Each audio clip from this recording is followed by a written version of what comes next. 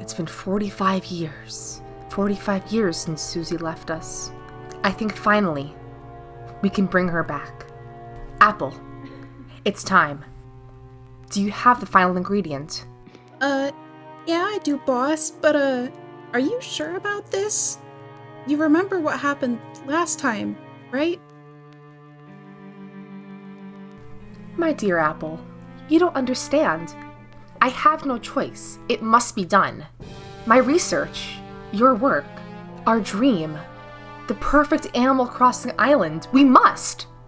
I don't even know who you are anymore. Apple, enough delaying. The time is almost right. Now please, I need the brain. Whatever you say, but if this backfires, it's all on you. I'll be booking a one-way ticket with Orville and off this island the minute things go wrong. Yes, the sweet brain. It's all here, Apple. The core is complete. Raise the table.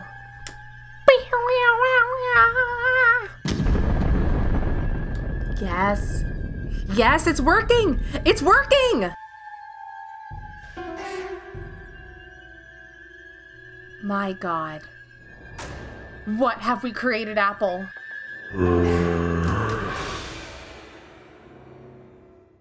Huh, interesting.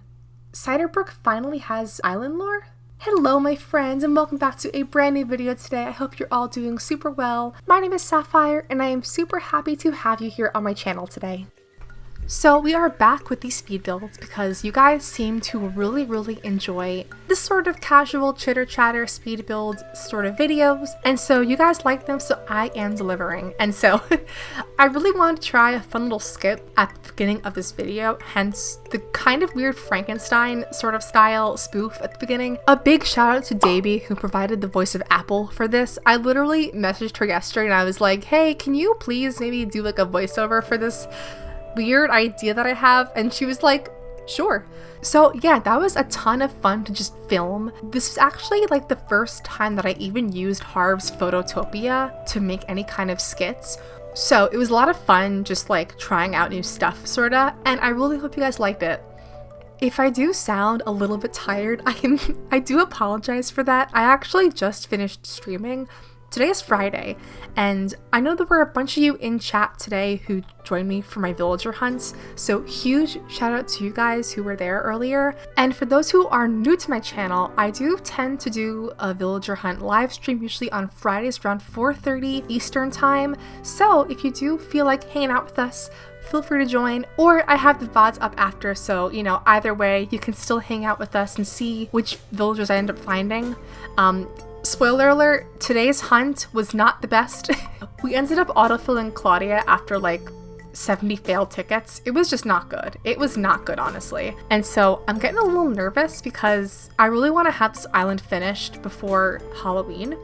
And that, of course, means having my dreamies, all of my villagers, having the whole island actually decorated. And so I'm feeling a little bit on a time crunch now to actually get it all done. I think I'll be able to have all of my builds done before October 31st, Halloween. It really is the villagers. You know, I've been looking for Kiki and Poppy pretty much since day one of this island, and they're just not showing up for some reason. So I don't know what to do about that. I guess if worse comes to worse, I can always just, I don't know, use a Treasure Island or Nookazon or something like that. But yeah, anyway, I'm really determined to have this island finished. I've had a lot of fun working on it so far, and I've just felt very inspired to play Animal Crossing and just like do really cool builds like this. And speaking of, just kind of a little segue into today's build, the orchard. So yeah, this was kind of like one of the bigger builds that I really wanted to do for the island. This and the pumpkin patch sort of area were the two big ones.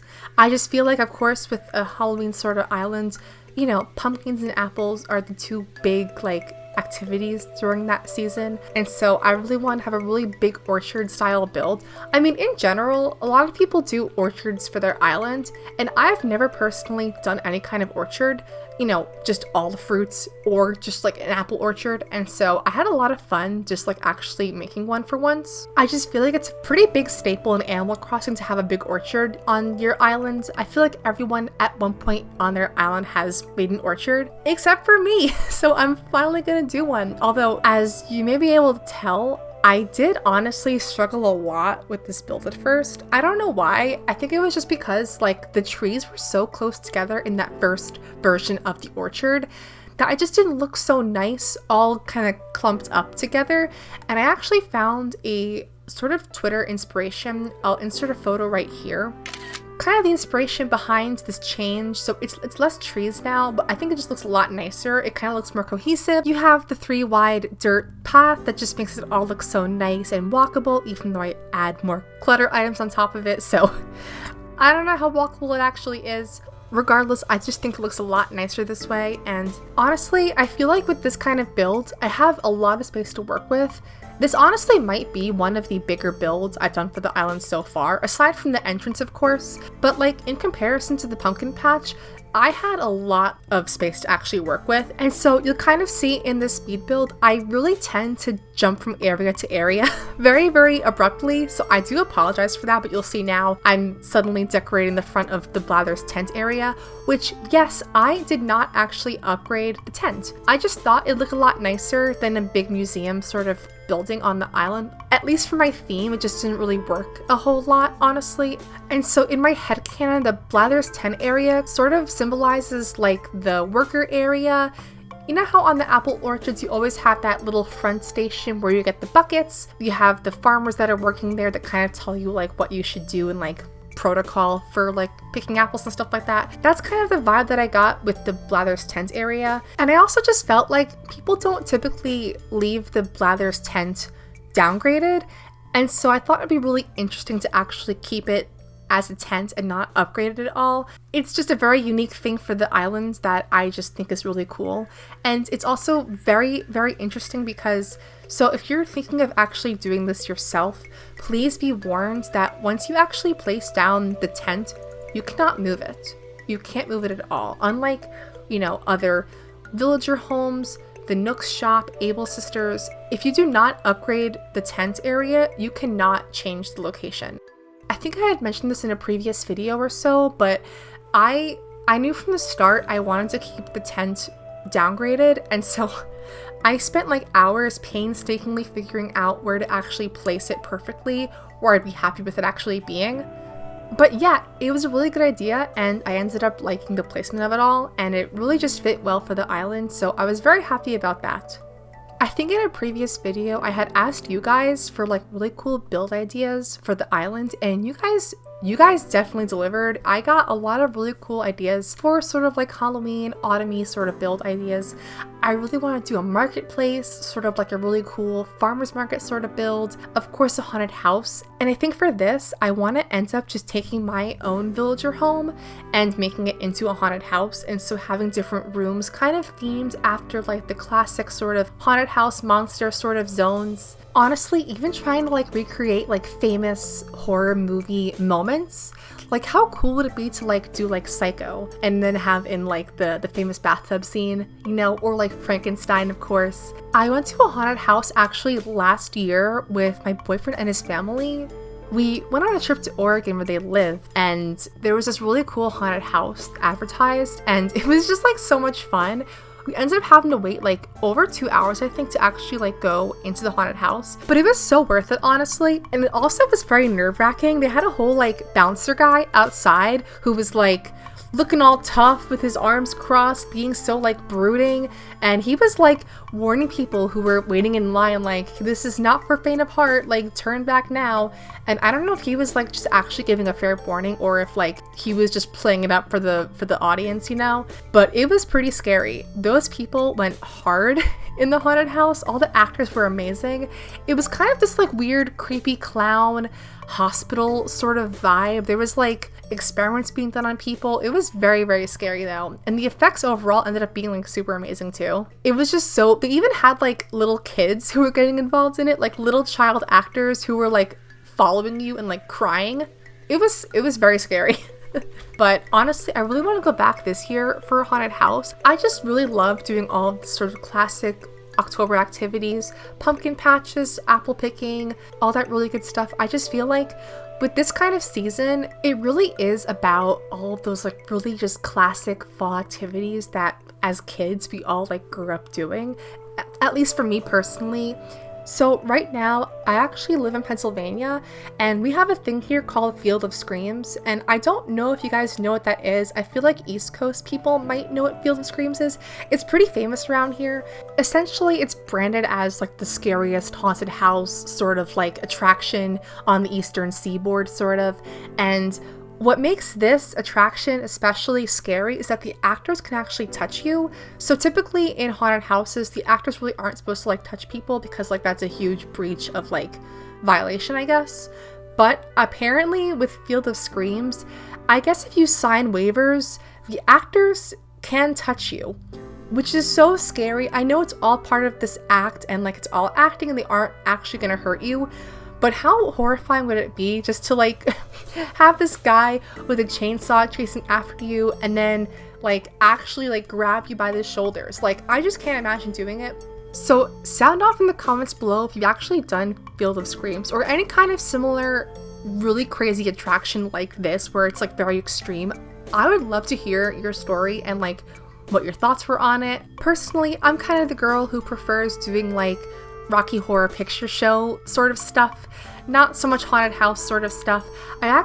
Different story now, I actually saw a really cool live play of Rocky Horror Picture Show back in college, and I have been to movie screenings at midnight for Rocky Horror, but I've never actually seen a live production with actors doing the show, and it felt so unique because they kind of did a spin on all of the music, and they hired this local heavy metal band to do covers of all the different songs, and it was just so unique and different and really made it a cool atmosphere for the show, you know, just a little bit different from the traditional Rocky Horror songs. So it was really fun to be a part of that. It was like a one-night show only, and as far as I'm aware, they've never tried anything similar ever since.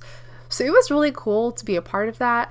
I got all dressed up. I was Janet from the show, and it was just like so much fun. But I just love all that really fun, goofy stuff where you get it dressed up and there's different traditions involved. Like with Rocky Horror, for instance, there's like certain cues that the audience members have to be part of during live shows like this. There's like one part of the show where you all have to like say different things. During one of the songs, all of the audience members have to put newspapers over their heads like the character does in the movie. All that kind of fun stuff like that. Speaking of like midnight movie sort of experiences, I also once watched The Room live, and if you guys don't know what The Room is, it's kind of like this really weird cult classic film from the 2000s that this really weird guy named Tommy Wiseau directed and starred in, and it has since gained a pretty good cult following.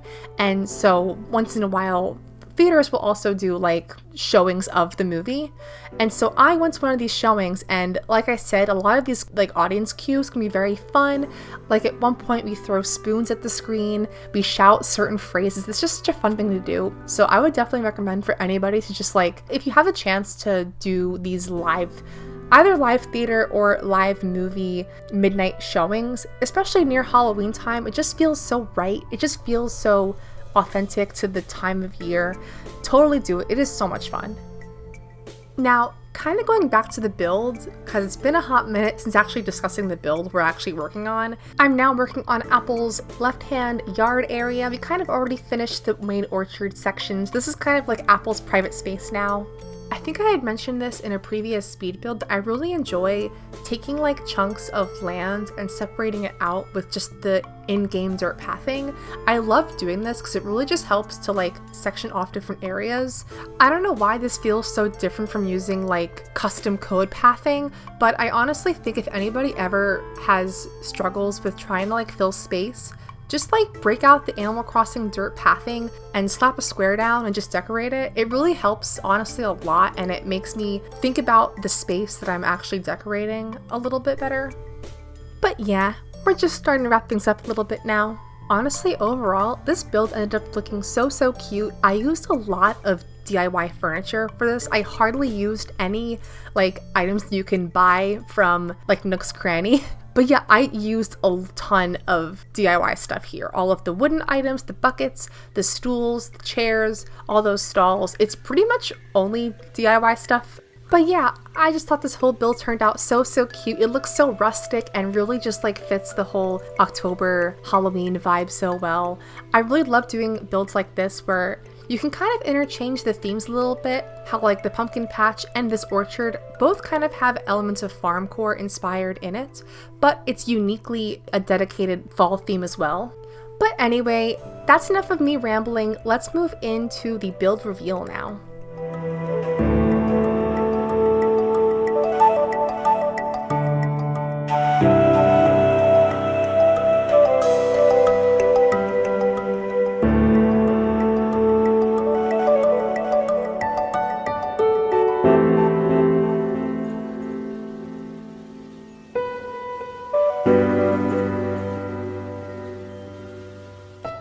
Like I said before, I love this build so much. I think it just adds so much character and growth to my island.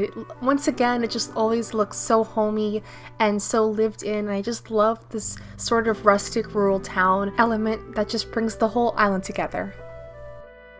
Thank you all again for watching today. I super duper appreciate your support, and I really hope you enjoyed today's video commentary and of course my super goofy intro skit.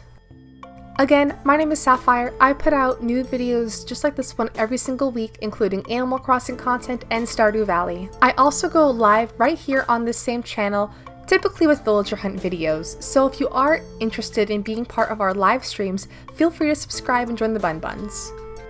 With that being said, I am signing off for now. I hope you all enjoy the rest of your days, and I will see you next time. Bye, friends.